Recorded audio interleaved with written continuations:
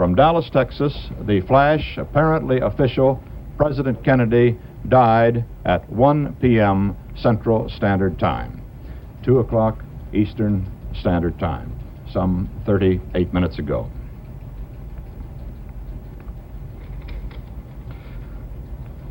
Vice President Lyndon Johnson has left the hospital in Dallas, but we do not know to where he has proceeded.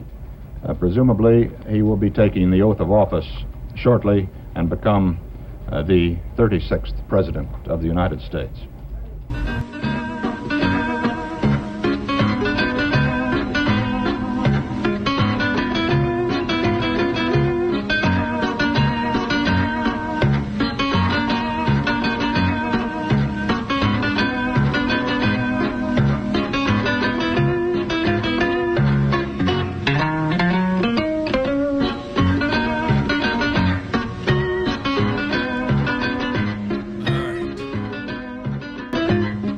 Was Walter Cronkite, as of tomorrow, 62 years ago, November 22nd, 1963. Wow. I listened to that and I start crying. I know where I was. I was in my fourth grade classroom, and Mrs. Young got a call from the principal's office and hung up and said, everybody can go home. The president's been shot. And I didn't know if that was the president of the school or what, but we all went home and watched cartoons. And then 5 years later, I knew where I was when Bobby Kennedy was shot. I shook his hand the day before. I cut school at Emerson Junior High School, and I went to the Pomona Mall where he was in a open vehicle, a convertible, and I shook his hand. We got suspended the next day, and that night he was killed. I think it's June 6th. Wait, that same night? No, it was the next day. It was the next day. Actually, he did the retail politics in a convertible, ironically. But at any rate, we every year, it's that time of year where I'm not like one of these, conspiracy freaks, you know what I mean? But the JFK assassination still baffles me, befuddles me, confuses me, because there's so many different angles. There's so many different stories. It's so muddied. It's like an enigma inside of a conundrum wrapped in a rabbit warren. I just don't know. But, last year we had Ray McGovern on talking about the Kennedy assassination. And, for the last year I've had Colonel Larry Wilkerson on, 15, 20 times. And I've never discussed the Kennedy assassination with him. And I don't even know his views on it. I spoke to him last night. He says, I have a lot of things to say about that and the RFK assassination 5 years later. So I said, well, don't tell me. But I can pretty much surmise what he thinks, his thoughts about it. So we do have Colonel Wilkerson, who is the paragon of integrity, humanity, honesty, and courage. He really is. And he's like the smartest dude in the world. You know why? I just realized I know where he was on that day, November 22nd, 63. He was at Bucknell College, University, where he was studying philosophy and literature. He later got a BA in literature and foreign relations. Anyway, you can tell. English literature, that is. All right, so we're going to play Happier Moments during the Camelot days. This is 1962 at Madison Square Garden, May 19th, Kennedy's birthday, at a fundraiser for the Democratic Party. You all have heard this song.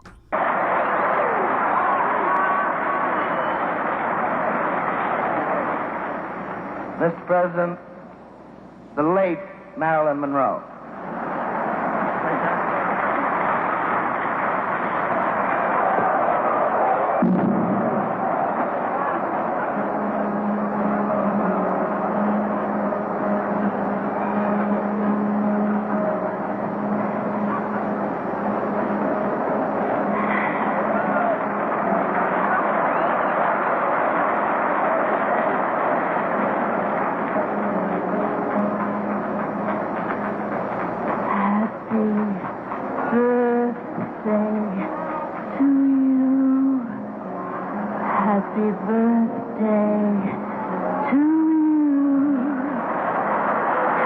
birthday, Mr. President. Happy birthday to you.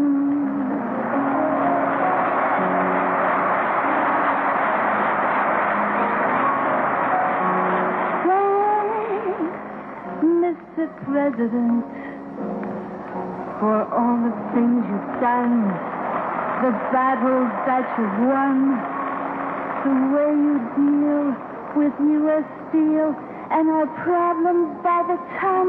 We thank you so much. Everybody, happy birthday!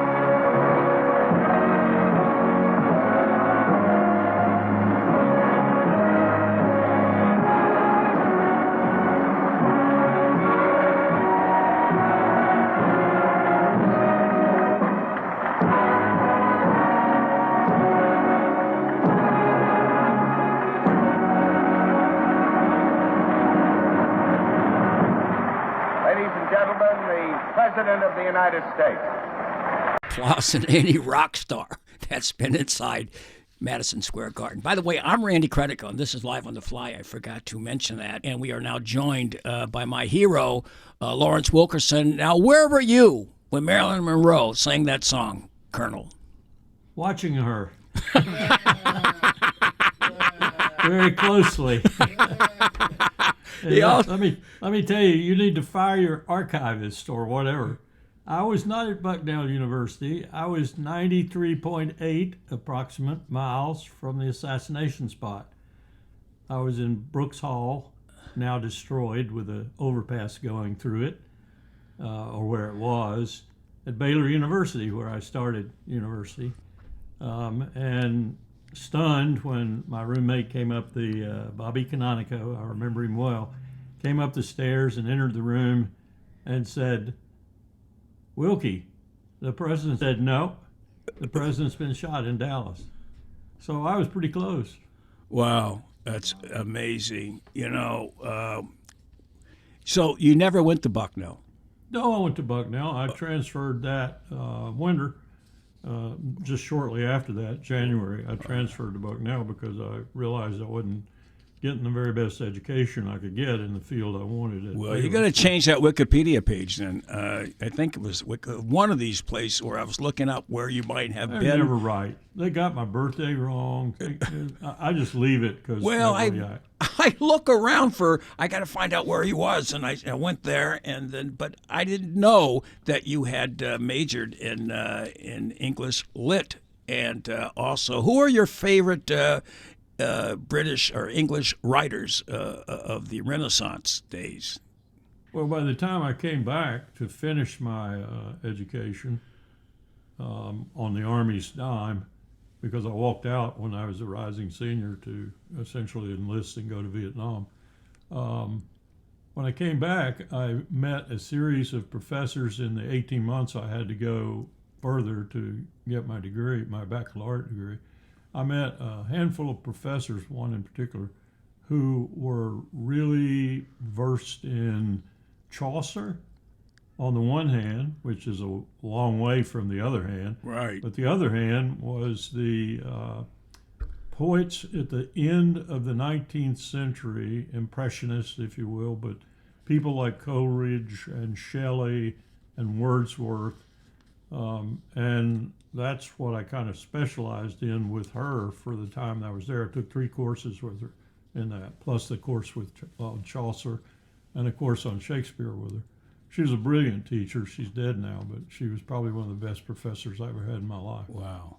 And you have such command of the English language. What about William Blake? He wasn't...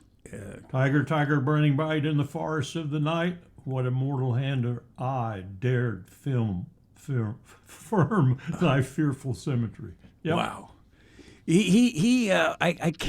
I read, I think it may be in The Marriage of Heaven and Hell, but somewhere he says that the mind that doesn't read or try to expand is like standing water. It eventually breeds reptiles. Yeah. I'll tell you what, I got so immersed in the Romantics that here's a verse for you. Now, bear with me. Yes.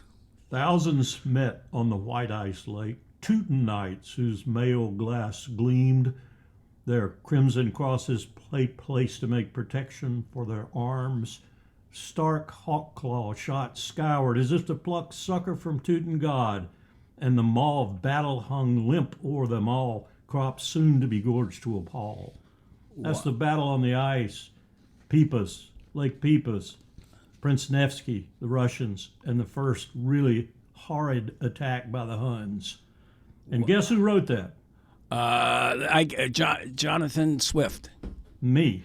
Oh, really? Yes. Wow, that's beautiful. She told me that was the best thing she'd ever been handed by a student. And I said, you just given me the highest compliment on the face of the earth. Wow. And you remembered it. No, I'm kidding. Oh, I remember the whole damn thing. It's an epic poem. Really? And that was like your term paper, your, something. No, I just wrote it for her. Just for because you. Wow. I Really love it. nice. I Would you really send me liked it. that? I'm sure you have it somewhere where you could actually send me the whole thing Oh, yeah. at some Along point. with all the other poetry I never published. Yeah, really. And what about Emily Dickinson? She wasn't British. She was American, right? Yeah, Emily was. I would put Emily along with Pope and Poe and others in the middle ranks of the poets in the world, English-speaking world. Right. I've been watching a lot of getting away from watching these political shows talking about Ukraine and Gaza and all of that. I've taken a little respite from it, and Good for you. I've been watching this professor from Columbia University who may rest in peace. I don't remember his name. Sugari, I think his name is, talking about the ancient Greeks, Diogenes and Marcus Aurelius, the Stoics, who's the other one? Epictetus. Epictetus, right, yeah. right. Those were both Roman, but also the Cynics, and I like Aristophanes. He had a whole lecture on Aristophanes. Yeah, Euripides, Aristophanes. They wrote real plays, not this fake crap we get today. Yeah. How do you think Aristophanes? Lysistrata still stands up. Yep. And Get those women out there and let them withhold sex, and you won't have any more war. Right. In 2003, some friends of mine, Julie Christie, and I forgot his I love name. Julie Christie. Huh? Why didn't you introduce me? Oh, you want to hear the story about Julie Christie? She absolutely. I'm going to tell you a story about her. In 1986, I know it was in 1986, she was in the audience with Warren Beatty, and this is a Catch a Rising Star, and Elaine May, and Dustin Hoffman, and somebody else. All right, so they were doing that. They were actually looking for some ideas about this terrible film they made called Ishtar. And so the guy, the MC, he dictates the show, and it says Credico. They want politics, so you get up there and do your Reagan and your stuff about Nicaragua and all that stuff. So I go up there, and it was great, right? I get off stage, and out comes Dustin Hoffman asking me, how do you do that? I said, wait a second, you just the death of a salesman, all right? I saw it, the teleplay last night. How did you do that? And then some woman comes up to me as I'm talking to Hoffman. She's got a cold sore on her lip, and I don't recognize her. And she says, can I talk to you? That stuff about Nicaragua was really great, the stuff about the Contras and your Reagan impression and all of that stuff. And I said, yeah. All I want, can I buy you a drink? I said, sure. And so we both had a margarita, and I'm trying to get away from her so I can go back to Hoffman and suck up to him, right? So as I'm walking away, one of the waitresses there says, hey, Randy, can you do me a favor? Can you get Julie Christie's autograph? That's Julie Christie? So, of course, I loved her as Laura in Dr. Zhivago. And so there's a story for you. Let me tell you a story. I want to hear it. I was just married, headed for Vietnam a couple of months later, and my wife and I decided we would go down to the very theater in Atlanta where Margaret Mitchell had introduced Gone to the Wind, and that very famous scene where, frankly, Charlotte, I don't give a damn. Frankly, my dear, I don't give a damn. Puts the coda on the movie. Well, we went to see Laura, Dr. Zhivago. And when we came out of the theater, something happening in Atlanta that was not a very often happening thing. It was flurrying a little bit, snowing. And we pulled our coats on, and I put a scarf around my neck and helped her put hers on. And I turned to her and I said, you know, I know we just got married and I love the hell out of you, but that woman is something else. So I fell in love with Julie Christie. Well, so did I. So did I. And we had this long conversation, and then Warren Beatty comes out and pulls her away from me, jumps into a cab. Chris Rock jumps into the back seat of the cab because he wants to, like, show off. They didn't stay around to see him. And they all... And I said, oh, my God, I think I'm on a score with this woman. So I had the MC, I gave him $100 to track her down. And we didn't have cell phones and all of that back then, no internet. But he was able to find out the hotel. I called her up, and then we became pen pals the next couple of years, 3 or 4 years. And she was very sweet. She kind of faded away. Yeah, but I saw her Roscoe Lee Brown. I think Warren Beatty contributed to her fading away. Yeah. Well, listen, she's 90 years old now. Find out how old she is, Reggie. And don't say that she went to Bucknell College, whatever you do. All right? I never saw her on campus. I didn't see her. So if I had, I'd have been lost. Yeah, me too, yes. And she was in Heaven Can Wait, too, I believe, right? Yes. Yeah, she was. Do you remember Marianne Faithfull? Of course I do. She sang. As time goes by, I used to sit down in the basement of my fraternity at Bucknell, me and my roommate Bill Allardyce, and she would come on the black and white grainy old TV singing As Tears Go By. As Tears And we Go would By. watch it, and I would tell Bill, she looks like Julie Christie. I love her. Yeah. She's 85 now. Well, she's young. 85's the new 60. All Julie? right? Yeah. Wow. Yeah. So that's why, Dame Damn, Judy. she was 4 years older than I then when I fell in love with her. You liked older women like me. She was 14 years older than I was when I met her, but it didn't matter. She could have been 40 years older. But it's that image you have her as Laura, and that scene when Dr. Zhivago when Dr. Zhivago has a heart attack on the bus or whatever, and he sees her walking by. Or when they're plowing across that snow-filled field going to the chateau. Yeah. I mean, the cinematography is incredible too. Yeah, was that David Lean did that, right? Yeah, David Lean. David Lean, yeah. It was a great film, and as was Lawrence of Arabia. Though I didn't like the narrative too much, but it was really a spectacular film cinematically, wasn't it? Lawrence of Arabia. Yeah. Did he do Lord Jim too? I think he did Lord Jim. I think he did. Yeah. Conrad's. Yeah. The book was better than the movie, but the movie was okay. Yeah. You can't make Heart of Darkness and things like that into movies. You can't take the written word and the impact the written word has on different individuals, conceptualizing it in their own minds, but with the intent of the author, in this case Joseph Conrad. You can't make a movie out of that. Right. Well, you wouldn't consider him English lit because he was Polish, but his English was as good. Well, he mastered English literature better than most English writers. Right. My favorite, the two favorites, Secret Agent and Nostromo. Yeah. Right. Yeah. All right. We were going to talk about. We are. We're going to get to it right now. All right. We started out. Where were you in 19? And somehow it spiraled into Julie Christie. So we're going to play this. The Kennedy case. I have not heard you on any show talk about it, but I'm sure you have. And I certainly haven't, conversed with you about the Kennedy case. Your thoughts on it. But can I play? Let's play Walter Cronkite from back then, interviewing Kennedy and what he said about what he said back then. This is like it's September 2nd, 1963. I'm not going to play the American University speech, but we'll play this. This is a minute. Mr. President, the only hot war we've got running at the moment is, of course, the one in Vietnam, and we've got our difficulties there, quite obviously. The headline and the story in the New York Times yesterday morning was rather an interesting one. It said that the administration will try diplomacy in Vietnam, which I'd assume we've been trying all along.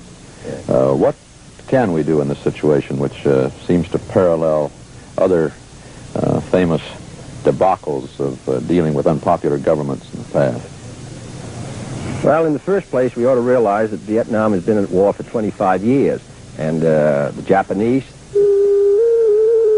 years. I remember a good many people who said 2 years ago that it wouldn't last 6 months. A good many newspapers said that. A good many local correspondents said it. Well, the war is still going. In many ways, it's going better. That doesn't mean, however, that the events of the last 2 months aren't very ominous. I don't think that unless a greater effort is made by the government to win popular support, that the war can be won out there. In the final analysis, it's their war. They're the ones who have to win it or lose it. We can help them. We can give them equipment. We can send our men out there as advisors, but they have to win it, the people of Vietnam, against the communists. We're prepared to continue to assist them. But I don't think that the war can be won unless the people support the effort. And in my opinion, in the last 2 months, the government has gotten out of touch with the people. The repressions against the Buddhists, we felt, were very unwise. Now, all we can do is to make it very clear that we don't think this is the way to win. It's my hope that this will become increasingly obvious to the government, that they will take steps to try to bring back popular support for this very essential struggle. All right. I'm sorry for the chipmunks in the background, Alvin and company, but that's the tape that I had. So your thoughts, was he planning at that point, was that some kind of signal that he was going to end the war in Vietnam? That's very indefinite in the record, and I've looked at all the principal sources. You can't really tell because 1 minute he's on one side of the street and the next he's on the other, but the general drift of his remarks leads me to think that he would have never committed to the way that we did commit. But let's go back a little bit, and let's go into the summer when he gives that monumental speech at American University, right, where he signs his death warrant. As surely as I'm speaking to you now on this radio channel, John Kennedy signed his death warrant on the campus of American University when he really renounced the Cold War and talked about peace. And the people who killed him later in Texas in November in that same year are a combination of a cabal of mafia, CIA, disgruntled military, and perhaps some other people who participated and got together and said, we cannot have, as they would do today and may yet do today, we cannot have the United States abandoning Ukraine. That's what they'd say today. Well, then it was, we cannot have the United States abandoning Vietnam, and even more deeply and profoundly, abandoning the Cold War until we've won it. And so they killed him. Right. Here's another one I want to play that ties into this, and because ending the Cold War would be a kick in the ass to the military-industrial complex, and this is with another former radio personality went into television, like Cronkite. This is Chet Huntley. Chet Huntley interview just a couple of days earlier at the Rose Garden. Maybe it was inside the Oval Office. Where's David Brinkley? Brinkley's sitting at his side. All right, they're sitting together, but Huntley. Yeah, I think I saw that. Yeah. All right, it's a minute and 20 seconds long here. He talks about the defense budget here. There are occasional signs of continuing conflict between the civilian and military aspects in the Pentagon. Is this something that we should be concerned about, or is it more or less endemic to our system and the questions and issues that confront us? I think it's probably inevitable, and because the military have a definite responsibility, which is to prepare for war, and they have to assume that war may begin tomorrow. No society can live generally with that degree of tension, that degree of concentration. So in a sense, there's a built-in conflict. But their judgment has to be recognized, taken into account. But I think even they would agree that that is only one of the factors that we must consider. We can't live preparing for a war that may begin tomorrow with a certainty that it may begin tomorrow. We have to prepare to protect ourselves. We have to prepare for an aggression that may occur. But we can't do everything that the military want. Even before we sent our budget up to the Congress, we had cut the military budget nearly $14 billion, and still it was the highest military budget when it finally went up in the history of the country, and it's already been cut by the House of Representatives another $2 billion. I think that's too much, but I think there is a conflict. It was decided by the constitutional drafters, however, that conflict should be finally settled by the civilians, that they should bear the responsibility. Oh, well, this is no way of life at all in any true sense. Under the threatening cloud of war, it is humanity hanging from a cross of iron. Dwight Eisenhower, 1952. Wow. So you've heard that interview that I just played. Yes. Yes. So basically, what Eisenhower was saying is what Kennedy was reflecting there. Yes. Same thing. Same thing. The tension between the military and the civilian leadership of the country during the Cold War was as sharp as the sharpest knife. Right. And that's remained ever since, right? I mean, yes. even though the Cold War is over, but there's absolutely, because they don't want it to be over. They want it to start again with whomever they can find to start it with. Russia through a proxy war in Ukraine, China in the South China Sea. Anybody they can start it with, they want this to continue because it is their life's blood, both in terms of money made and in terms of their own conception of what we should be, the imperial giant whom no one challenges. All right. So you have the military-industrial complex. They have a monetary interest here.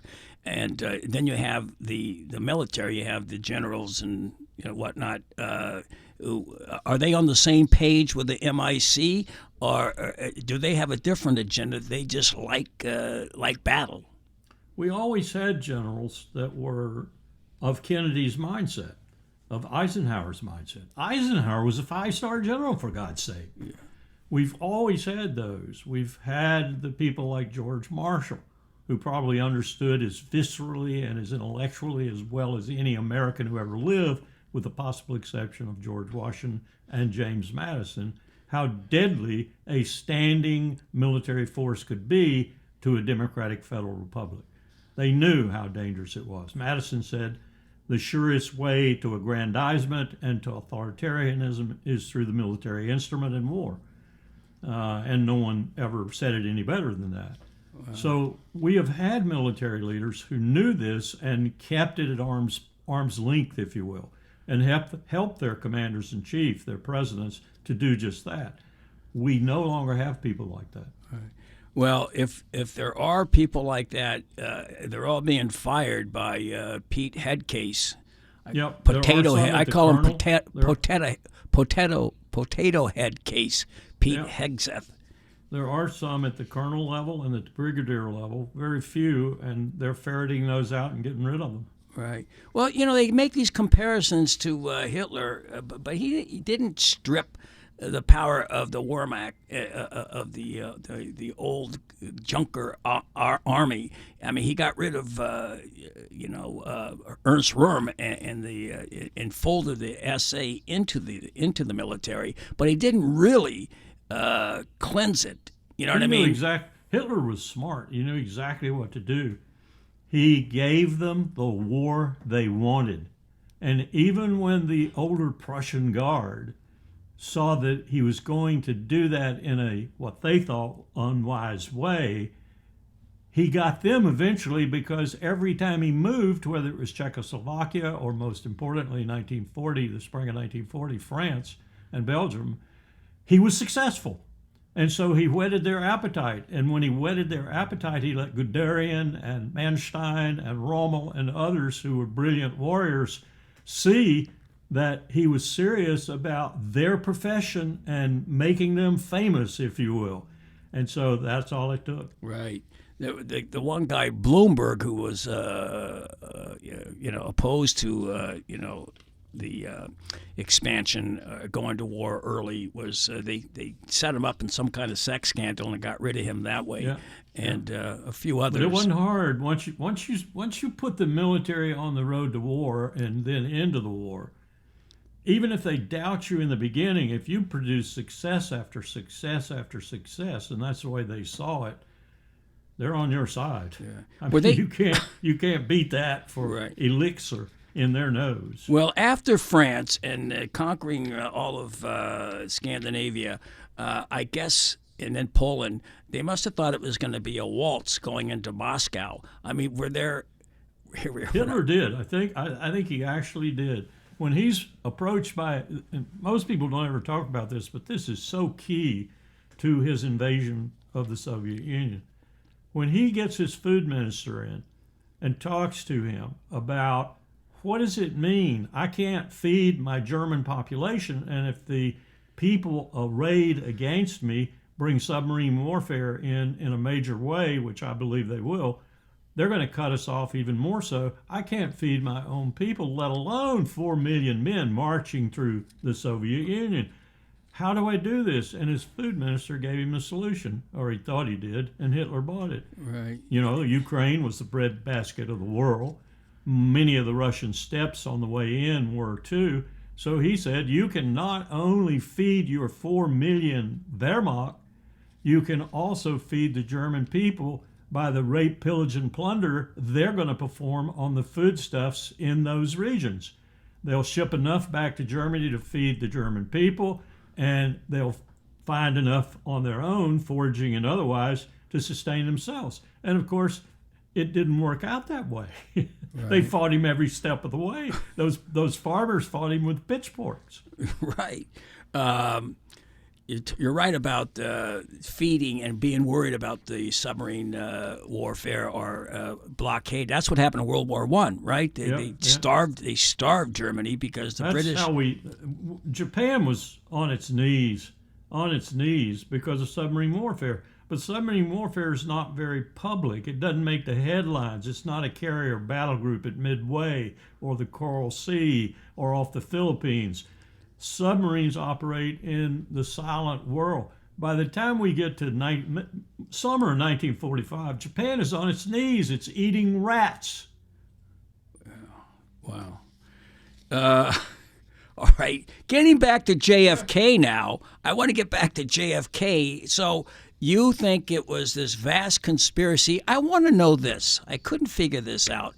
Is, this convoluted, complicated scheme, setting up Oswald years in advance, the free play for Cuba, all of that stuff, sending him to Mexico, going to the Soviet Union, and everything in between. In Dallas, Elm, what was it, Houston Street on the Elm Street, that weird turn, the guy with an umbrella, it seemed like such a complicated way of, why didn't they just shoot him somewhere? Why didn't they? You're giving too much complexity to it. Read Dr. Martin Schott's book, History Will Not Absolve Us. That's the finest work of all. That's what I've heard. Page after page of exactly what happened.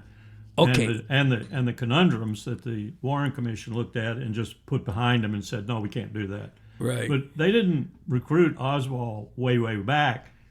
The CIA always looks at people that are, shall we say, just third levels, and it's always got a list of people that it can use for various and sundry things, whether it's LSD tests to let people take LSD and fall out of a 16-story window and kill themselves. I almost did that. Yeah, they found Oswald at a time that they needed. This conspiracy found him and put him into play. And they found a lot of other people at the same time. They found Jack Ruby, for example. And the stunning thing for me, really, truth be told, is when I'm looking at TV in my quarters in Texas, and just shortly after Kennedy had been assassinated, I see policemen leading Jack Ruby from a cell, as I recall, and a guy walk up with a pistol, shove it in his belly, and shoot him. At that moment, I said, I smell a rat. I mean, I wasn't born yesterday. I smell a rat. Right. And I have to get all the way to the, future years and years away before I read. And I've read almost everything that was written on it. So I've been building my expertise on the situation. But when I got to Dr. Schott's, I tell you, I understood exactly what had happened. And I understood what needed to be released to, at this final moment, if you will, finally convince the majority of the American people that their president was assassinated by their own people. And we haven't gotten that yet, and Trump's not going to give it to us, and the CIA's never going to release it. And one of the key things I'm talking about is the x-rays that actually show how he was shot and with what he was shot. that were taken during the initial autopsy, which is the only autopsy we should put any credit with, military people doing it in Dallas. They changed all of that by the time they got to Washington and the hospital here and did the autopsy here. Again, why they had to do that was stupid, but they proved why they had to do it. They had to fake it. And those x-rays they kept them. I don't know why in the world they kept them, but they kept them. And they have been squirreled away, and we will never see them. Maybe 100 years from now, somebody will see them, and they won't even know what they mean. Well, I was going to play. Did you look? I haven't read that book, but our friend Ray McGovern also recommended that book to me. Larry Johnson says it was the Mossad. I don't know who it is, but my first. They probably were participatory, yeah. And that's because of the nuclear program? They didn't like Kennedy because he didn't like them when it came to nuclear weapons. Right. Right. So, did you now the first book, On the Trail of the Assassins, which was published by my friends Bill and Eleanor Schaap, Ellen Ray and Bill Schaap from Covert Action magazine back then, and they were very close with Jim Garrison. In fact. They met very smart man. And yeah, on the trail early, and right. So they had to get rid of him. Right. Oh, let me. Do you mind? You've seen the movie JFK, obviously. So yeah. There's a couple of questions here. Instead of me posing, you can just listen. This is Mr. X, which is Donald Sutherland, and Kevin Costner as Garrison, and it's like 2 minutes long, and then even less, and then we'll go from there. We had the entire cabinet on a trip to the Far East. We had 1/3 of a combat division returning from Germany in the air above the United States at the time of the shooting. At 12:34 p.m., the entire telephone system went out in Washington for a solid hour.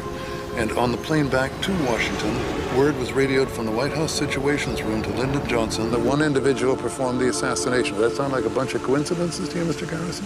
No. Not for one moment. The cabinet was out of the country to get their perceptions out of the way. Troops were in the air for possible riot control. The telephones didn't work to keep the wrong stories from spreading if anything went wrong with the plan. Nothing was left to chance. He could not be allowed to escape alive. Well, I never thought things were the same after that. Vietnam started for real. There was an air of, I don't know, make-believe in the Pentagon and CIA. Those of us who'd been in secret ops since the beginning knew the Warren Commission was fiction. But there was something deeper, uglier. I knew Allen Dulles very well. I'd briefed him many a time in his house. But for the life of me, I still can't figure out why he was appointed to investigate Kennedy's death, the man who had fired him. Dulles, by the way, was General Wyeth's benefactor. I got out in '64, resigned my commission. I never realized Kennedy was so dangerous to the establishment. Is that why? Well, that's a real question, isn't it? Why? The how and the who is just scenery for the public. Oswald, Ruby, Cuba, the mafia. Keeps them guessing like some kind of parlor game, prevents them from asking the most important question, why? Why was Kennedy killed? Who benefited? Who has the power to cover it up? There you go. Can you answer those? Cui bono. Cui bono. Cui bono, as Ray McGovern says. Who benefits? Yeah, right. Well, why don't you answer the questions that the who, what, where, and why? Well, Lee Harvey Oswald had nothing to do with it. I'm convinced of that. I've been there. I've stood in that window. I've looked at the plaza. I've walked around the plaza. Lee Harvey Oswald had nothing to do with it. Yeah. One of the things you find out in Schultz's book, very graphically, is that the FBI expert, the guy they picked, the guy who was the best rifleman in the FBI, took Lee Harvey Oswald's weapon, took the ammunition, went to a spot, and experimented with getting off that many shots in that short a time. And of course, the time window was perfect because they had the Zapruder film. They knew exactly what the time was between each round and from start to finish. So he goes in there and he tries to execute what Lee Harvey Oswald, who was not an efficient rifleman, he tries to execute with that weapon what Lee Harvey Oswald was alleged to have done. He couldn't do it. He couldn't even get close to doing it. So we know, and I'm a rifleman myself, so I've been there, as I said, I know he didn't do it. there were at least 2 shooters, maybe 3, and they shot from different angles, and they shot with ammunition that rifle wouldn't shoot. And come fast forward to Charlie Kirk, and the same situation exists. Not exactly, but we have a patsy out there whom Kash Patel is squirreled away somewhere. Ask yourself why we haven't heard anything about this. Nothing. What happened to the shooter? And ask yourself why we hadn't heard anything about the supposed assassins that weren't killed that were after Trump. This is a very secretive law enforcement entity we have developed in the Justice Department, and it is all secretive because they don't want you to know what happened. And they certainly don't want you to know what happened with Charlie Kirk, because many of the same things about ballistics, weapons capability, sniper capability, distance, and so forth pertain in an even more glaring fashion to Charlie Kirk's assassination. This was a pro. This was a pro who killed Kirk. Yeah, one shot, right? Yeah. That was it, one shot. The guy who missed the president when he was running, Crooks is his name, he took 8 shots. But we haven't heard much about that as well, his background. We even had Conley in the seat there who was hit by the bullet supposedly that went all the way through Kennedy and that hit Conley. Conley was a deer hunter himself, a rifleman of sorts, typical Texan. Right. And Conley said, impossible. That the bullet that hit the president and ruptured his brain so badly on the back of the sedan even, it could not possibly have done what you said it did. But they dismissed his testimony as a non-expert. Right. Warren Spector, Arlen Spector. Son of a bitch. Yeah. That son of a bitch. Right.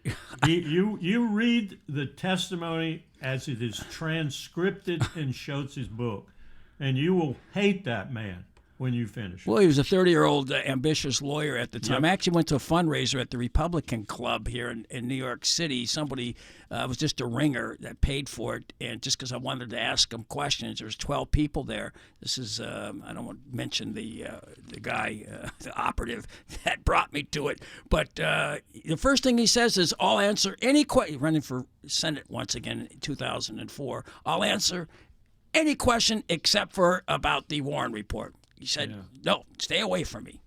He leads so many witnesses, and then when he can't lead them, in the sense that defense attorneys use that phrase, when he can't lead them, he just ignores them, or he goes on to another question and won't come back to the other question because he knows if he'd gone any further, he'd have gotten egg all over his face.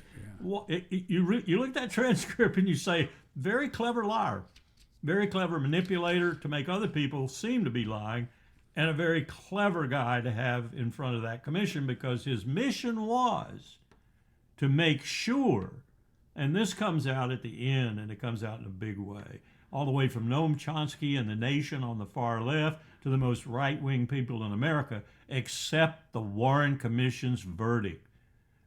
And then you've got to figure, was Spector that influential? Was all the news we heard that influential? Or is it more like Schultz speculates? Now, I forget, but I think he's a child psychologist, or he's some sort of psychologist, so he understands this from a psychological point of view. And I think he's right when he says they determined, the Warren Commission, Earl Warren himself determined and imbued the panel this way, that if the truth came out, America couldn't handle it.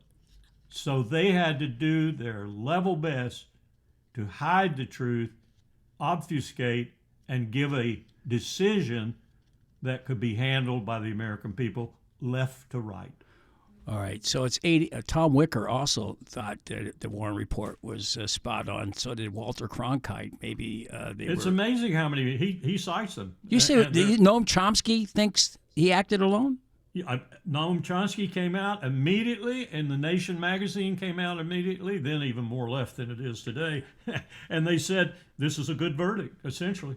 Wow. I'll tell you something. one person that didn't, a guy who was kind of my mentor for a while, Mort Saul, who later drifted to the far right and supported Alexander Haig for president. But back in 75, 74, he had a show on with George Putnam, I think it was, Both Sides Now, and he unveiled the Zapruder film. He worked with Garrison. He did a lot of the briefs, but he was totally convinced that it was a conspiracy and that Oswald wasn't involved.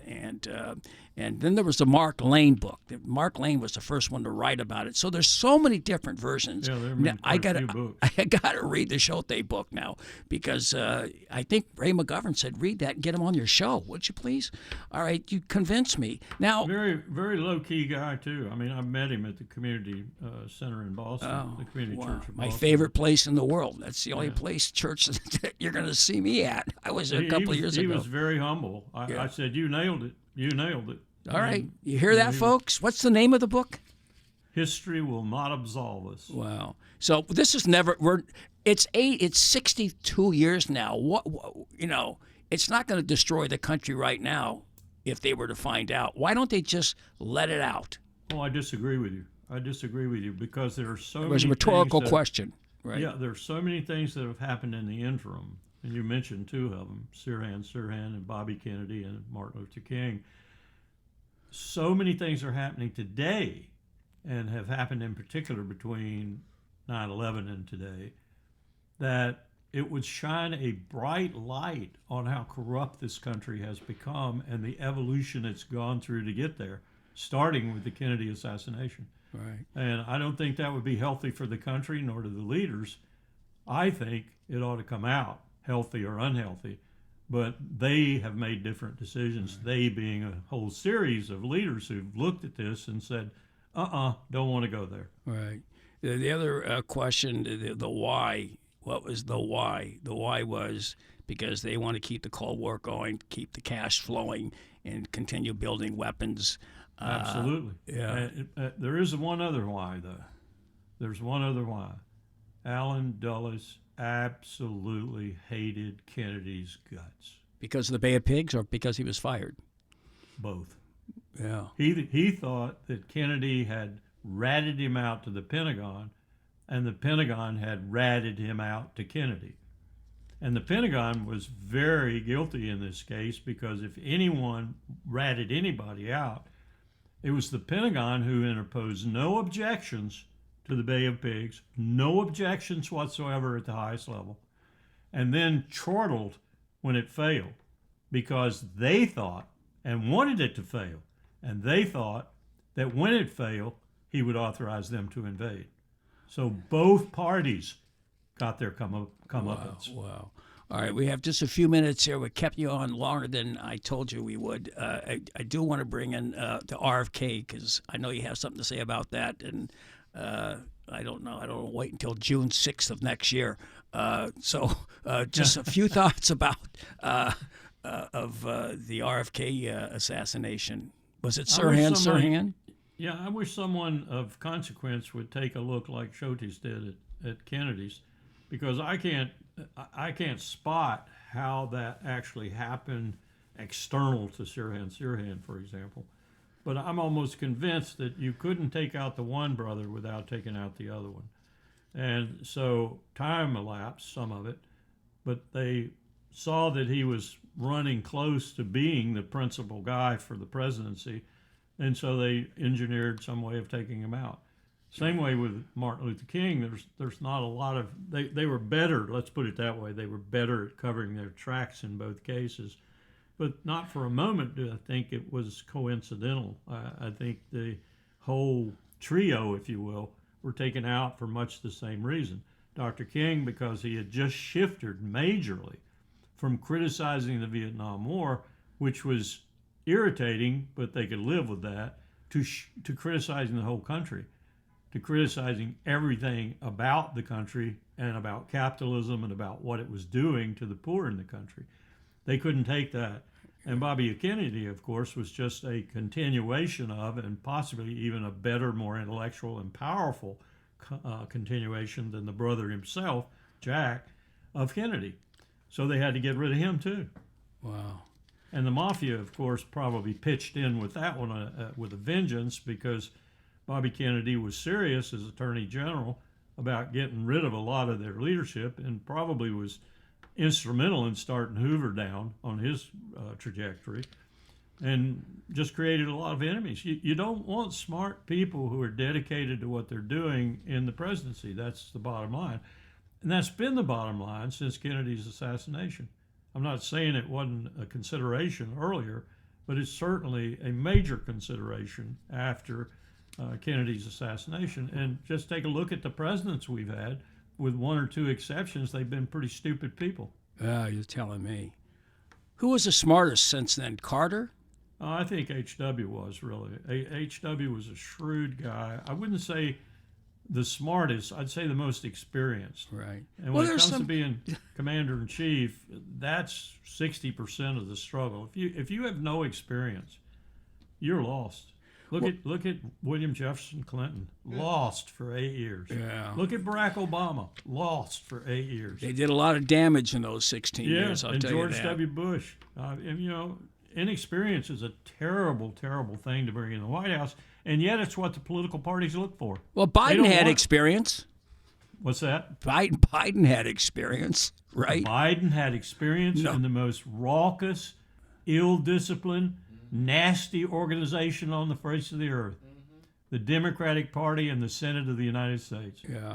Powell once said, Joe's all right. I like his knowledge of foreign policy and everything, but God forbid if he should ever be president. Wow. All right, Colonel. That went by so quickly. I was going to ask you if John Wilkes Booth acted alone, but we'll do that the next time. It certainly was a speedy trial, wasn't it? It certainly was. But a lot of people... A speedy hanging. Yeah, really. By the time they got him, yeah. We've been talking to Baylor. What are they, the Rough Riders? Baylor? What are they called? Red Riders? Waco, Baylor Bears. Baylor Bears, right. Yeah. We've been talking to Colonel Lawrence Wilkerson. Got to be alliterative. Baylor Bears. Baylor Bears. All right. What are the Lubbock? What's the name of that team? They're the Red Raiders. Red. That's it. So I got the red in there. All right. The Red Raiders. Lubbock, Texas.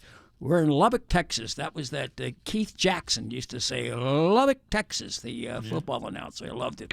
All right. We're going to go out with a song that you're aware of because I told you I was going to play this. And I wanted to okay it with you. And this is, we'll start it off now. You got 20 seconds before you start singing. Will it conjure an image of Julie Christie? No, it will conjure an image of Abraham Lincoln, John Kennedy, Bobby Kennedy. Oh, I know the one you're going to do. And Abraham, Martin, and John. All right, why don't you start the music here? This is, what year was this, Reggie? It must have been 70. It's after, 69. I know it was all right, so you can stay on and listen to it because I know you know the words and the interpolated words. I do it this way. Anybody here see my old wife, Barbara? I knew that you were going to say that. This is for Barbara. This is in Barbara's memory, right here. Anybody here see my old friend Abraham? Can you tell me where he's gone?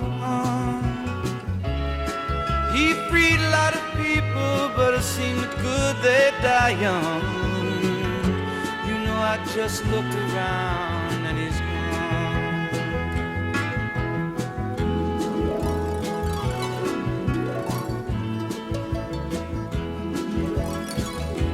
Anybody here see my old friend John? Can you tell me where he's gone? He freed a lot of people, but it seemed good they die young. I just looked around and he's gone.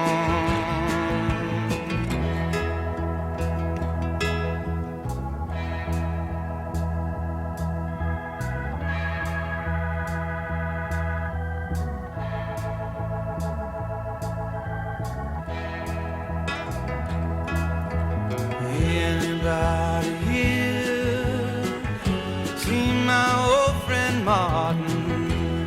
Can you tell me where he's gone? He freed a lot of people,